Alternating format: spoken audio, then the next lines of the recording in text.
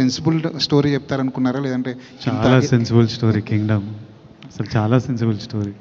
అంటే మీరు సీనియర్ జర్నలిస్ట్గా ఏం ఎక్స్పెక్ట్ చేస్తున్నారు ఈ సినిమా నుంచి? మీరు ట్రైలర్ చెప్పారు కదా, ట్రైలర్లో ట్రైలర్ కథ అంతా చెప్పేసాం, అది ఓకే, క్లియర్గా ఉన్నారు. అందుకే రాంగ్ ఎక్స్పెక్టేషన్స్ ఆడియన్స్ని సినిమాకి పిలవకూడదని ఉద్దేశంలోనే ట్రైలర్లో కథ ఓపెన్ చేసేసాము. అసలు ఆ ట్రైలర్ అలా చూసిన తర్వాత కూడా మీరేం ఎక్స్పెక్ట్ చేస్తున్నారు? వంశీ గారు ఇక్కడ ఎక్స్పెక్ట్ చేస్తున్నారు అంటున్నారు. ఇప్పుడు మేము ఎక్స్పెక్ట్ చేసే దానికోసం సినిమాని మళ్ళీ రీక్రియేట్ చేస్తారా? మరి రీక్రియేట్ చేస్తున్నాము, మీరు ఎక్స్పెక్ట్ చేసింది తీసామో లేదో మీకు తెలియదు కదా, రీక్రియేట్ చేసిన అవసరం ఉంది అప్పుడే. కానీ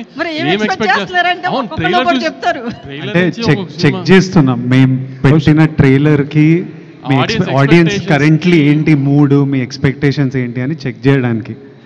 విజయ్ గారు, ఆడియన్స్ కూడా మీరు చెప్పండి, ఆడియన్స్ కూడా ఒక వార్ జోన్ లోకి లాగే ప్రయత్నం అయితే చేస్తున్నారు.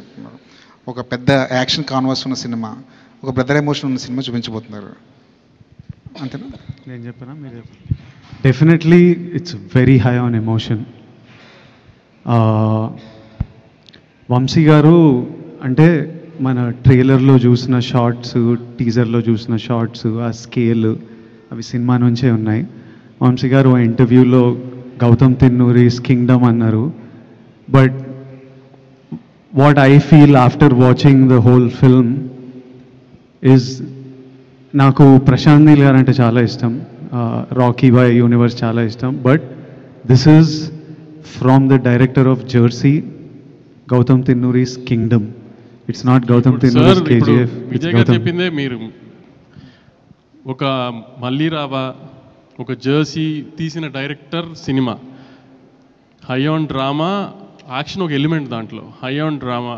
కానీ మీరు చెప్పినట్టు గ్రాండ్ విజువల్స్ ఆటలతో ఒక కొత్త వరల్డ్ క్రియేట్ చేయడానికి ట్రై చేస్తాం, న్యాచురల్ లొకేషన్స్తో.